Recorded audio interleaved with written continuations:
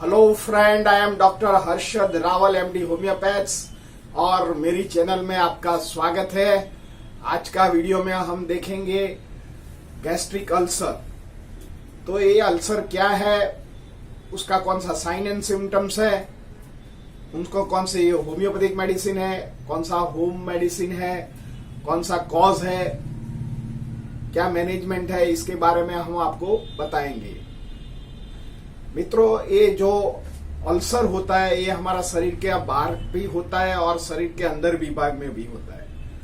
तो अल्सर जो हमारा मुंह से लेके इंटेस्टाइन तक होता है, इसमें मेडिकल भाषा में उसका अलग अलग नाम दिया गया है। तो जो सबसे मुंह में जो छाला पड़ता है और अल्सर होता है उसको माउथ अल्सर बोलते हैं। कई बार हमको GERD से गट से जो हमको इसोफेगस में अल्सर होता है इसको इसोफेगस अल्सर बोलते हैं। कई बार हमारा स्टमक में अल्सर होता है उसको गैस्ट्रिक अल्सर भी बोलते हैं। कई बार हमको आमाशय होता है, जो छोटी आंत और हमारा स्टमक के बीच का भाग है जिसको हम आमाशय बोलते हैं, उसको और डियोडिनल पार्ट बोलते हैं, उसको डियोडिनल अल्सर भी बोलते हैं। और जो अल्सर हमारे इंटेस्टाइन में होता है उसको अल्सरेटिव कोलाइटिस भी बोलते हैं और अल्सर इन इंटेस्टाइन भी बोलते हैं। तो हमारा जो भी हमारा अल्सर होता है इसका अलग अलग परिभाषा में मेडिकल भाषा में वर्गीकृत किया है। पर मित्रों, एलोपैथिक में उनकी कोई दवा नहीं है। लाइफ लॉन्ग आपको एंटी एसिड या जो पेंटाप्रेजोल या एंटासिड की जैसी दवा जिंदगी भर लेना पड़ता है और आपको सप्रेस करना पड़ता है। ये भी दवा केमिकल होता है तो इसका भी साइड इफेक्ट होता है और आपको कॉम्प्लिकेशन लाइफ लॉन्ग रहता है। पर मित्रों, जब भी आपको डायग्नोसिस हो जाए कि आपको गैस्ट्रिक अल्सर है या डियोडिनल अल्सर है या आपको इंटेस्टिनल कोलाइटिस है, इसके बारे में मैंने एक वीडियो भी बनाया है। तो आप जरूर उसको देखना, स्टडी करना। शुरुआत से लेकर एंड तक देखोगे तो आपको ये जो अल्सर है इसके बारे में आपको जानकारी मिलेगा। मित्रों, आज का जो हमारा वीडियो है गैस्ट्रिक अल्सर के लिए। तो गैस्ट्रिक अल्सर का जो क्या कॉज होता है, तो हमारा जो पेट में जो एसिड के इंटरनल हमारा जो लाइन होता है और इसमें अल्सर पड़ जाता है और जो स्टमक का अल्सर होता है उसको हम गैस्ट्रिक अल्सर बोलते हैं। तो इसका कौन सा कॉज है, तो ये बैक्टीरिया की वजह से होता है। इसको हेलिकोबैक्टीरियल पाइलोरिक बैक्टीरिया बोलते हैं। ये जो बैक्टीरिया होता है ये हमारा स्टमक में चला जाता है, क्योंकि कई बार हमारा खान पान ऐसा होता है, प्रॉपर हाइजीन नहीं होता है और ये इन्फेक्टेड होता है। तो इंटेस्टाइन में जाके ये एच पाइलोरिक नाम के जो बैक्टीरिया होता है वो ग्रोथ करता है। ग्रोथ की वजह से इनके इंटेंसिटी बढ़ जाता है और इतनी बड़ी बड़ी कॉलोनी बन जाता है। कॉलोनी बनने से अंदर ऊजिंग हो जाता है और अल्सर बन जाता है। तो इसको स्टमक अल्सर भी बोलते हैं। तो सबसे पहले कारण उसको bacterial infection, H pylori is the main cause. Second thing, हमारी हैबिट्स। कई बार हम ज्यादा अल्कोहल लेते हैं, टॉबैको स्मोकिंग करते हैं या स्मोक करते हैं या टॉबैको चाविंग करते हैं। तो इसके कारण भी एक्सेस ऑफ, एक तो एसिड है, पेट में भी एसिड रहता है, तो इसके कारण भी हमको गैस्ट्रिक अल्सर होने का चांसेस रहता है। तो जो लोग अल्कोहल पीते हैं और टॉबैको खाते हैं उनको भी एक गैस्ट्रिक अल्सर होने की संभावना रहती है। तो थर्ड कॉज, हम एंटी इंफ्लेमेटरी और स्टीरॉइड या कोई पेन किलर हम दवा लेते हैं, लॉन्ग टर्म लेना पड़ता है जॉइंट पेन के दुखावा के लिए, तो भी हमको पेट में अल्सर हो जाता है और गैस्ट्रिक अल्सर भी होता है और डियोडिनल अल्सर भी होता है। तो ये भी कॉज मेन माना गया है। चौथा कारण है हमें कई बार फूड एलर्जी होता है। कई बार हम ऐसा ब्रेड खा लेते हैं, कई बार हम आउटसाइड फूड खा लिया जो प्रॉपर नहीं होता है और हमारा शरीर को अनुकूल नहीं पड़ता है। तो ये फूड तो खाना पड़ता है लाइफ लॉन्ग के लिए, पर उसकी साइड इफेक्ट में पेट में अल्सर हो जाता है। तो ये एलर्जिक फूड के लिए भी ये गैस्ट्रिक अल्सर होता है। ऐसे अल्सरेटिव कोलाइटिस में भी होता है। Ulcerative colitis mainly food allergy का भी is one of the cause होता है। तो मित्रों, ये जो सामान्य कॉज है। कई बार हमारा लाइफस्टाइल ऐसा होता है कि हम फास्ट फूड ज्यादा खा लेते हैं, तली हुई चीज होता है, तेल होता है, मिर्च मसाला ज्यादा होता है, तो हम कई बार ज्यादा नहीं खा सकते। हमारा शरीर में खुराक पचाने के लिए एक मंद सेल तो होता है जो बैक्टीरिया को डिस्ट्रॉय करता है, पर हम कई बार ज्यादा स्पाइसी फूड खा लेते हैं। तो इसकी वजह से भी हमको ये फूड की वजह से भी हमको ज्यादा एसिडिटी होता है और इसकी वजह से ज्यादा एसिड की वजह से भी स्टमक अल्सर होने की संभावना रहती है। और मित्रों, कई बार हमारा स्ट्रेस लेवल इतना बढ़ जाता है हर थॉट प्रोसेस इतना बढ़ जाता है, तो हमारा जो खुराक का पाचन नहीं होता है और ज्यादा सिक्रीशन इंटरनल वॉल को होता है, तो इंटरनल वॉल की लाइनिंग घिसाता है, धीरे धीरे इसमें इरोजन हो जाता है एंड अल्सर पड़ जाता है।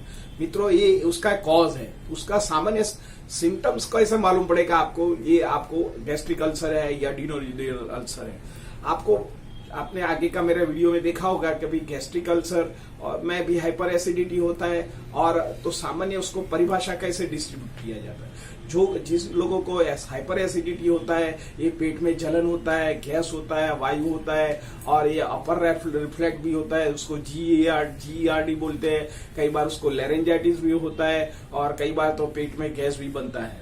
पर जिनको गैस्ट्रिक अल्सर होता है, ये खाना खाने के बाद आधा घंटे के बाद दर्दी को पेट में दुखता है, जलन होता है, पेन होता है, और गैस भी होता है, कॉन्स्टिपेशन होता है, और सिर का दुखाव भी हो जाता है, कई बार अशक्ति भी लगता है। तो ये गैस्ट्रिक अल्सर एंड एसिडिटी का डिस्ट्रीब्यूशन है। तो सामान्य जो अल्सर जिन लोगों को होता है, एक तो भूख नहीं लगती पेशेंट को, वजन घटता है, उसको कंटिन्यूस पेट में पेन होता है, कई बार कॉलिक पेन होता है, कई बार जो ड्यूटी के नाभि में आजू बाजू दुखता है, कई बार उसको पेट में इतना दुखाव हो जाता है, कमर दर्द भी होता है, कई बार स्टूल पास में भी उनको ब्लीडिंग आता है। जो स्टूल पास में फ्रैंक रेड कलर का जो स्टूल आता है, तो इसमें बहुत वरीड करने की बात नहीं होती है। पर कई बार mix with stool coffee ground का है, तो तुरंत आपको डॉक्टर की सलाह लेना जरूरी है। क्योंकि कई बार क्रॉनिक आपको जो गैस्ट्रिक अल्सर होता है, कई बार कार्सिनोमा और एडिनो कार्सिनोमा होने की भी संभावना रहती है। मित्रों, ऐसे कई बार जिन लोगों को सीवियरिटी थर्ड स्टेज में जिसको अल्सरेटिव कोलाई अल्सर होता है, स्टमक अल्सर या डियोडिनल, तो कई बार फ्रैंक रेड कलर की वॉमिटिंग होता है। ये वॉमिटिंग होने का कारण भी ये स्टमक अल्सर हो सकता है।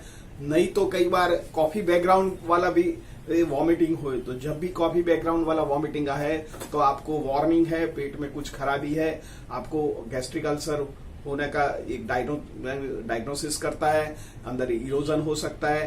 कई बार ज्यादा पेन किलर लेने से आपको मिडनाइट भी ऐसा दुखाव होए और आपको वॉमिटिंग चालू हो जाए, तो ये भी आपका जो ड्रग इंड्यूस आपको अल्सर स्टमक हो सकता है। तो ये सामान्य सिम्टम्स होता है। कई बार भूख नहीं लगती, वेट लॉस होता है, बेचैनी लगता है, खूब अशक्ति लगता है पेशेंट को। स्टूल जाने के बाद उसको होता है तो उसको एनेमिक हो जाता है, इससे B12 भी कम हो जाता है, विटामिन B12 की भी डेफिशिएंसी रहता है, छाती में उसको पाल्पिटेशन हो जाता है, कई बार उसको हाइपर एसिडिटी होता है, गैस्ट्रिक रिफ्लेक्ट होता है, उसको GERD बोलते हैं। कई बार लॉन्ग टर्म साइलेंट GERD और गैस्ट्रिक रिफ्लेक्ट होता है तो लेरेंजाइटिस होता है, बोलने में दिक्कत होती है, कई बार आंखों में जलन दर्दी को होता है, और कई बार विचार वायु में भी प्रभावित करता है। कई बार ज्यादा गैस बनता है तो हमको इतना विचार वायु हो जाता है, डिप्रेशन भी हो जाता है, दर्दी को कॉन्फिडेंट नहीं रहता है, तो कई बार दर्दी डिप्रेट हो जाता है, उनको लगता है कि मेरे को लाइफ लॉन्ग दवा लेना पड़ेगा। क्योंकि आधुनिक साइंस में मैंने आगे जो बताया कि एंटी एसिड है, पेंट्रापेजोल प्रकार की जो दवा है, रेनेटिन प्रकार की जो दवा है, लाइफ लॉन्ग लेना पड़ता है। कई बार ये लोग डायग्नोसिस करते, सर्जरी भी करते हैं, पर जो हेलिकोबैक्टीरिया होता है वो शरीर में जाता नहीं है। पर कोई मित्रों, घबराने की जरूरत नहीं है। होम्योपैथिक में इसके लिए मास्टर ब्लास्टर दवा है। आप होम्योपैथिक दवा करो तो आपको बॉडी में से H. pylori या E. coli बैक्टीरिया हो या आपको क्रॉनिक क्रोन डिजीज भी हो तो ये चला जाता है। तो मित्रों, होम्योपैथिक दवा में इज अ मास्टर ड्रग्स। इससे पहले मैं आपको बताता हूँ उसका डायग्नोसिस कैसा होता है। तो आधुनिक साइंस में पेट में एक नली जैसा, जिस लोग इंडोस्कोप करते हैं और दूरबीन से देखते हैं कहाँ इरोजन है, स्टमक में पार्ट में या डियोडिनल में है या अपर रेस्पिरेटरी जो तुम्हारा जो लोअर एंड स्प्रिंक्टर है जो इसोफेगस के नीचे वही है, ये डायग्नोसिस करके मुताबिक ये लोग आपको एंटी एसिड प्रकार की दवा लेते हैं। पर मित्रों, इसके साथ जो आप होम्योपैथिक थिंक करोगे तो इज अ मास्टर ड्रग्स है। होम्योपैथी के मैं आपको 10 मेडिसिन बताता हूं, आप अकॉर्डिंग जो भी मेडिसिन है आप लोगे तो आपका जो गैस्ट्रिक अल्सर हुआ हो या डियोडिनल अल्सर हो या आपको हाइपर एसिडिटी हो या आपको GERD हो, इसमें सब में ये मेडिसिन काम करती है। तो सबसे पहले अर्जेंटिकम नाइट्रिकम नाम की जो दवा है 30 पोटेंसी में, जिनको मल्टीपल गैस्ट्रिक अल्सर होता है, पेट में दुखाव होता है, वेट लॉस होता है, म्यूकस में ज्यादा आता है, अशक्ति पुष्कर लगता है पेशेंट को, और नर्वसनेस लगता है और उसको स्वीट खाने की इच्छा हो, तो सबसे पहले argentum nitricum is the master drugs. 30 potency आपको लेने का है और 3 महीने तक सुबह दोपहर शाम को चलाने का है। इससे आपका जो गैस्ट्रिक अल्सर धीरे धीरे कुदरती हीलिंग हो जाएगा। इसमें जो एच पाइलोरिक का भी इन्फेक्शन होगा तो भी शॉर्ट कर सकता है। मित्रों, सेकंड नंबर की दवा है नक्सवामिका। नक्सवामिका दवा है जो हम इंड्यूस अल्कोहल ले लेते हैं और ज्यादातर हम टॉबैको खा लेते हैं और ज्यादातर हमारा नींद का इरेगुलरपन होता है, खाने का रेगुलर नहीं होता है, आउटसाइड फूड ज्यादा लेना पड़ता है, हमारा डाइजेशन पावर पूरा हो जाता है, इसके लिए एसिड ज्यादा सिक्रीशन होता है और इसके लिए जो हमको रोग होता है जो गैस्ट्रिक अल्सर या डिओडिनल अल्सर, तो नक्सवामिका दवा इज अ मास्टर ड्रग्स। आप नक्सवामिका दवा सुबह दोपहर शाम को 30 पोटेंसी में 2 से 3 महीना लोगे तो आपको जो इंडाइजेशन की वजह से या आपको अल्कोहल या टॉबैको की वजह से एक्सेस ऑफ हैबिट्स हुआ है, एक्सेस ऑफ टॉबैको लेने या अल्कोहल लेने, तो इसकी बैड इफेक्ट नर्वाइन कर सकती है और आपको जो गैस्ट्रिक इम्बैलेंस हुआ है वो रिपेयर कर सकता है। मित्रों, थर्ड नंबर की दवा है काली बाइक्रोमिकम। काली बाइक्रोमिकम जो दवा है जीआरडी में काम करता है, गैस्ट्रिक एसिडिटी में काम करता है। जिनको एलर्जिक राइनाइटिस होता है, ज्यादा छींके आती है, साइनोसाइटिस का प्रॉब्लम रहता है, कॉन्स्टिपेशन रहता है, पाचन स्लो हो जाता है, वेट लॉस होता है, अशक्ति आता है, कमर में दुखता है और हार्ट बन रहता है, इनके लिए जो काली बीछी मास्टर ड्रग्स पर आपको 3x पोटेंसी से ज्यादा लेने का नहीं है। आप मार्केट में से लाके जनमन दवा में कंपनी से लाके 3x पोटेंसी में यूज कर सकते हैं। मित्रों, आगे का जो पीएच लेवल नॉर्मल कर सकता है और ठीक कर सकता है। मित्रों, आगे की जो दवा है रुबीनिया।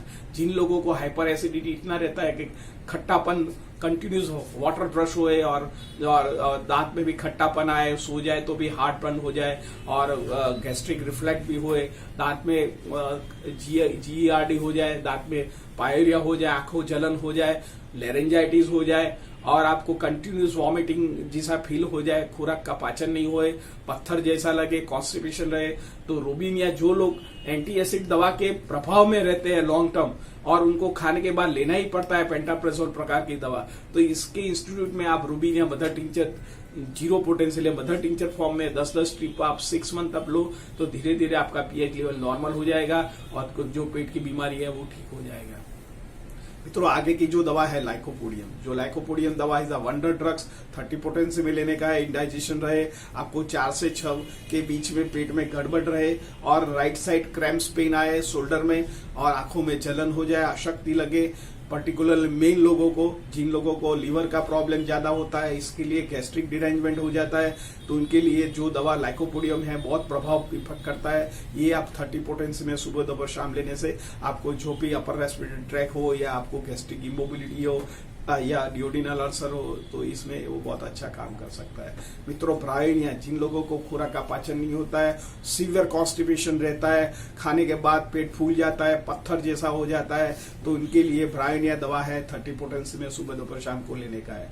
मित्रों, कई बार खाने के बाद वॉमिटिंग हो जाता है, तुरंत आपको वॉमिटिंग हो जाए, ठंडा पीने की इच्छा हो जाए और आपको कई बार ब्लीडिंग भी हो जाए, तो फॉस्फोरस नाम की जो दवा है इज अ मास्टर ड्रग। आप फॉस्फोरस दवा लीजिए तो फॉस्फोरस 30 पोटेंसी में आपका जो हेमेटोमेसिस रहता है या रेक्टम में आपको ब्लीडिंग आता है, पासिंग स्टूल और जलन रहता है, तो इनके लिए ये जो दवा है फॉस्फोरस बहुत मास्टर ड्रग्स है, 30 पोटेंसी में लेने का है और लाइफ लॉन्ग चलाने का है।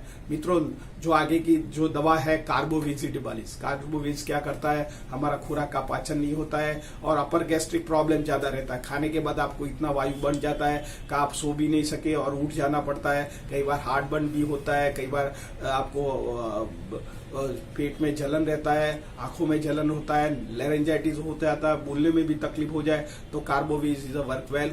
ये दवा आप 2 से 3 महीना लोगे तो आपको जो गैस्ट्रिक अल्सर है या डिओडिनल अल्सर है इसमें मास्टर ड्रग्स है। मित्रों, लास्ट जो दवा है नेट्रमफॉस। मैंने सब मेरे जो वीडियो में बताया हुआ है जो गैस्ट्रिक डिरेंजमेंट के में, इसमें नेट्रमफॉस मेरे लिए बहुत मास्टर ड्रग्स है। 6x पोटेंसी लो तो जैसे ही एंटी एसिडिक जो दवा लेता है ऐसे ही सेम टू इफेक्ट करता है। ये बहुत गैसिस बनता है, गैस स्लो नीचे उतरता है या ऊपर उतरता है, छाती में जलन रहता है, तो इसमें ये दवा बहुत इफेक्टिव है। तो नेट्रमफॉस 6x पोटेंसी में जिन लोगों को डायबिटीज की वजह से जो शुगर ज्यादा आती है, शुगर की वजह से आपका खुराक का पाचन कम होता है, लिवर डिरेंजमेंट होता है, यूरिक एसिड बढ़ गया हो या आपको कोलेस्ट्रॉल का भी प्रॉब्लम है, तो एक ही दवा 3 रोगों को ये सबसाइड करता है। तो नेट्रमफॉस नाम की जो दवा है ये सुबह दोपहर शाम को लेने से ठीक हो सकता है। मित्रों, जब भी गैस्ट्रिक अल्सर आए तो आपको बिल्कुल घबराने की जरूरत नहीं है। आपको जो इंडोस्कोपी से डर लगता है तो कोई अच्छे होम्योपैथ के पास जा सकते हैं, या हमने जो नीचे बताया व्हाट्सएप में हमारे साथ ये प्रोफेशनल आप कंसल्टेशन कर सकते हैं। नहीं तो हमको जो वीडियो में बताया हुआ है ये दवा भी आप फॉलो कर ले सकते हैं, तो आपको जो भी अल्सर का प्रॉब्लम हुआ हो ये क्योर सकता है। मित्रों, हमारा ये जो वीडियो अच्छा लगा लाइक कर दीजिए, शेयर कर दीजिए, और आपके व्हाट्सएप ग्रुप में या फेसबुक में भी कर दीजिए कि जिन लोगों को ये जो गैस्ट्रिक अल्सर है या ड्यूडिनल अल्सर है इसके लिए उनको माहिती प्राप्त हो जाए। मित्रों, मेरा ये वीडियो अच्छा लगा तो लाइक कर दीजिए। Thank you very much.